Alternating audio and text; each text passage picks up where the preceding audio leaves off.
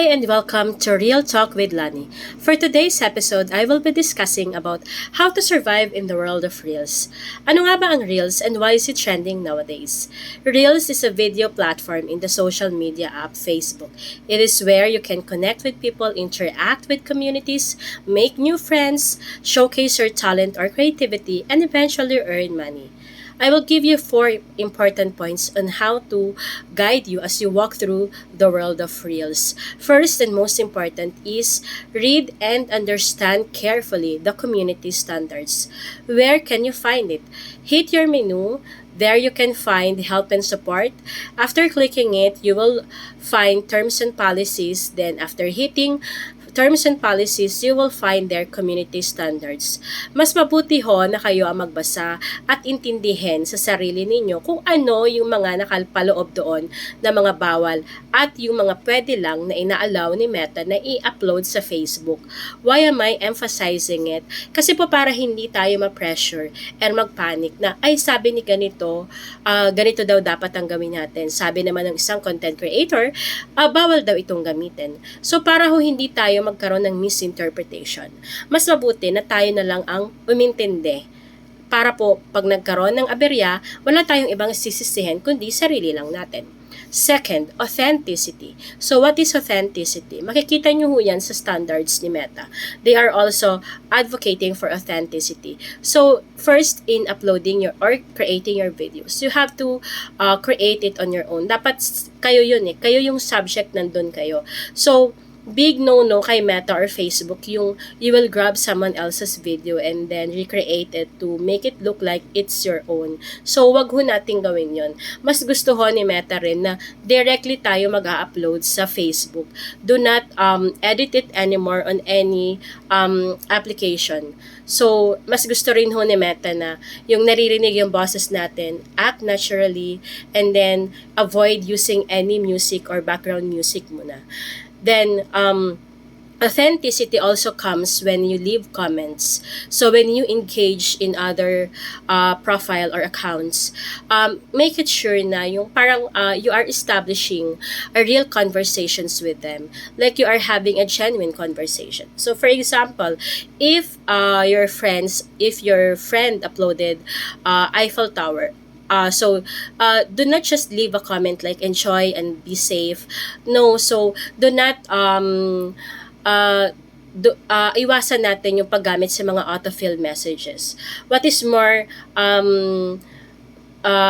authentic is when you say that, wow, Eiffel Tower is included in my bucket list. So, kaya ako makakapunta dyan? Sana all, di ba? Yung mga ganon. So, it's like, you are having real conversations with them. And I tell you, you will leave an impact if that is how you leave comments. So, sinasabi ng ibang content creator na, basta daw, mag-iwan lang tayo ng comments. But, again, when you read the standards, para po, sarili nyo, kayo mismo sa sarili nyo ang iintindi. So, para to avoid misconception, misunderstanding.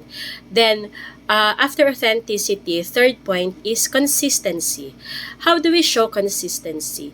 So, Facebook, si Meta, requires that we do it on a daily basis. So, don't forget to upload videos on Reels on a daily basis, at least one.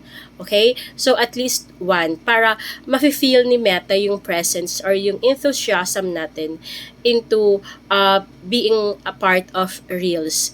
Then, when you enter the world of Reels, you have to focus on what type of subject you will continue as you go along with Reels. So, choose between informative videos or entertaining videos.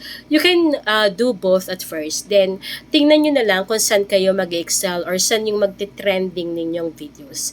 And lastly, and most important also, is safety.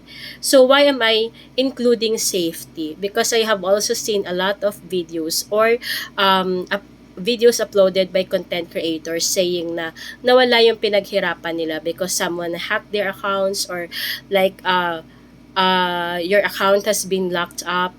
So, umpisa sila sa zero. So, yung dashboard nila pulang-pula kasi 0% yun lahat. So, how do we make sure that we are doing safety on our part sa mga accounts natin? First, be very careful when you approve friend request. So, piliin din ho natin. I'm not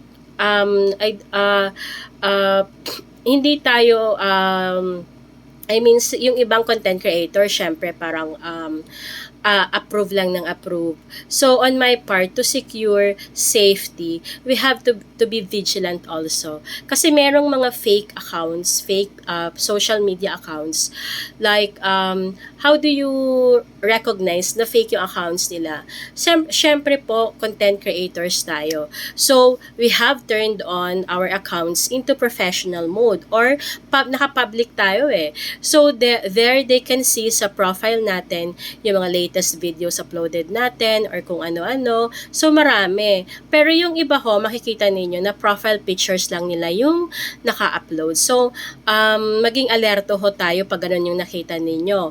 Kasi, ibig sabihin, hindi sila content creators. And, there are also several accounts who will message you like, "Hi there, how are you? Where are you from?"